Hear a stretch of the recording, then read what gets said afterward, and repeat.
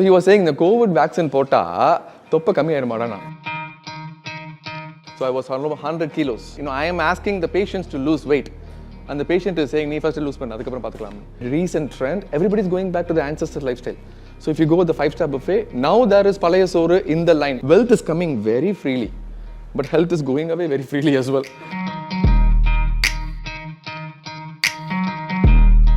Hello Galatta Ritz viewers. So today we have Dr. Pal with us. Vanakkam sir, hello and welcome to India. Thank you so much for doing this. Thank you. So first of all, to start with, in the show abdindra ideology abdindra thandi, in a space where we are here to spread some awareness. So what do you want to spread an awareness through the show? If I say that, you will not like me. I'm saying don't eat anything after 7 p.m. Okay. So that's the awareness. Okay. I have a scientific reason behind it, and I'm a living example for it. Okay. And I'm going to promote this until I die. Okay. So that's the concept. Generally, when we see a lot of stand-up comedians coming up with their solo show, they come up with their own incidents where they feel like, nah, I face panna, and I wanted to address this in a very open forum. Correct. So what is that one thing you want to address? Correct. The same thing. I was pretty big before. Okay. I was pretty big before, to a point that if I jump in the swimming pool, all the water will come out. So I was 100 kilos. Being a doctor, I had some personal health care, and I was thinking that what am I doing? Okay. Right? I am asking the patients to lose weight. And the patient is saying, nee first lose panna, adukapram paathukalam. So I was thinking, what is wrong behind this medical education? So if you look deep into it, actually medical system is rigged. Because, we boast ourselves that there is a big stent that we just found out, and we put it in the heart, and then that's in the first paper of the Hindu, first page of the Hindu, right? But nobody is talking about why the heart attack happened and how we could have prevented it. Because it is not sexy, that is not attractive, nobody wants to cover that. Right? So my goal is to make sure that this message reaches everybody so that they don't see me, so that my business goes down.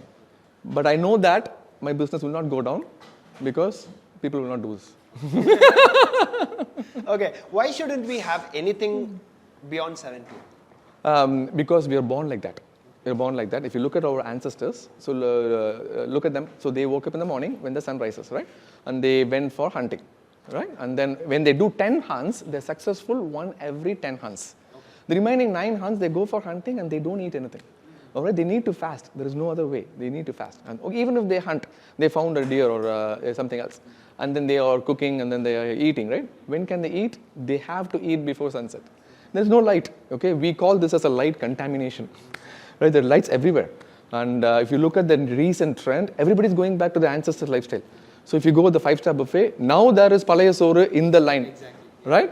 And now if you go to a 5-star hotel, it's so dark. There's only one light at the dinner table. Okay. That's how it should be. Right. And now life is a full circle.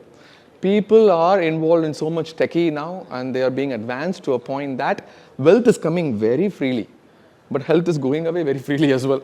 So there should be a balance, and that's the concept of the show. Okay. 2 in 5 people have this problem with they have certain problems with their gastro process.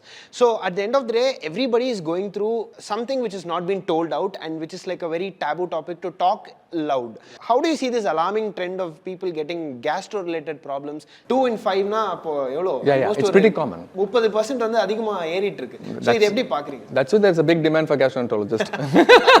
My next available appointment is in December in US. It's such a big delay because food is medicine and food can also cause problems.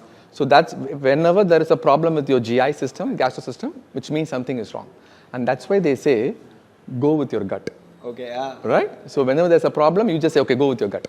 When your gut is not wrong, it is telling you there is something wrong. So you need to take action.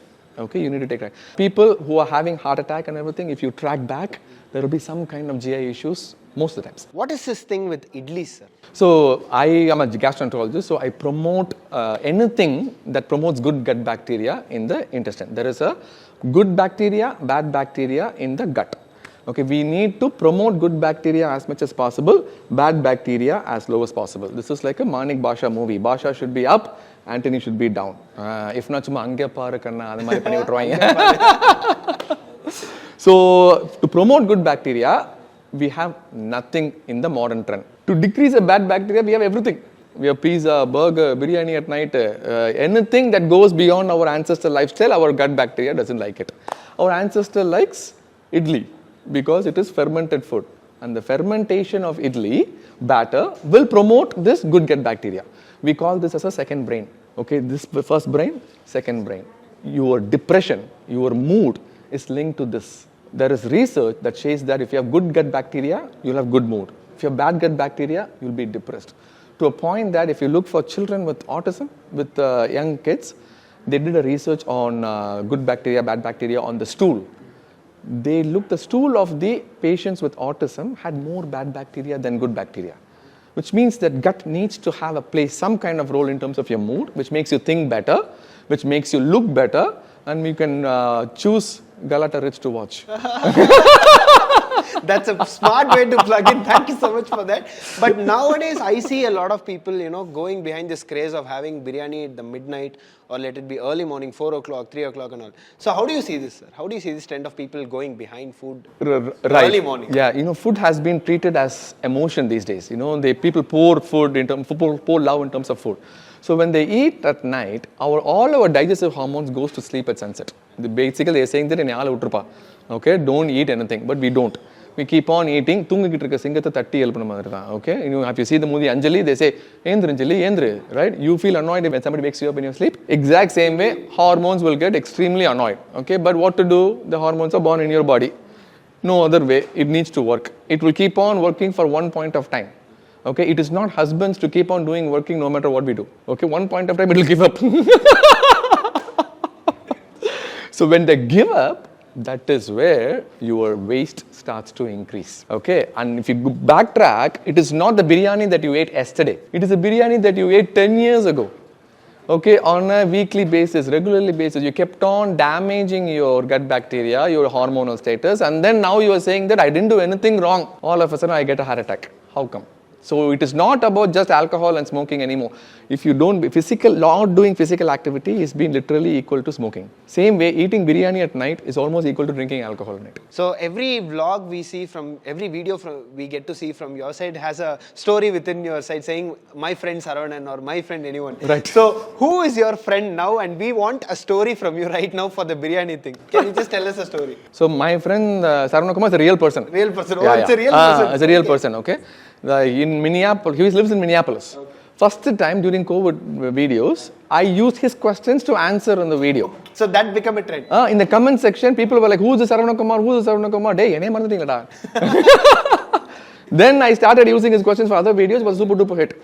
Now he's asking, hey, in the question, what was that silly question from Saravanan Kumar, sir? So he was saying, the COVID vaccine pota, toppa kami ayirumadana. That's how I related. Okay, so there are lots of myths, right? He drinks hot water and then he thinks that it will melt his belly fat. So I picked up all the small things and then I combined the medical information I'm trying to present in my channel. Right. Okay, so before I wind up with my interview session, I have a last question to ask. You have been continuously saying facts and myths which are like பழைய ஜெனரேஷனும் combine பண்ணுது, இன்னைக்கு ஜெனரேஷனும் combine பண்ண மாதிரி நிறைய விஷயங்கள் வந்து ப்ரொடக்டிவாக கொடுத்துட்டு இருக்கீங்க. அதில் ஒன்று அந்த ஆவாரம் பூ பற்றின ஒரு விஷயம் நீங்கள் சொல்லியிருந்தீங்க, which was very informative and very useful. When you combine old generation things with new generation, how do you present it as a video and how do you make sure it is very keen for the audience to watch? Yeah, it's a good thing. The Avaram Poo was presented by Dr. Santosh Jacob, but that's okay. He's my very good friend of mine as well. I can answer for him. I think when you combine in a way that you can actually reach people, you have to include all the old traditions. Sometimes Ayurvedic medicine has to be included. We're not saying it is wrong. It is just that we need to calculate and then implement in a way that is practically helpful. Thank you so much, doctor. So all the very best for the show. Thank you. And we'll just leave with this. Thank you so much. Thank you. Thank you.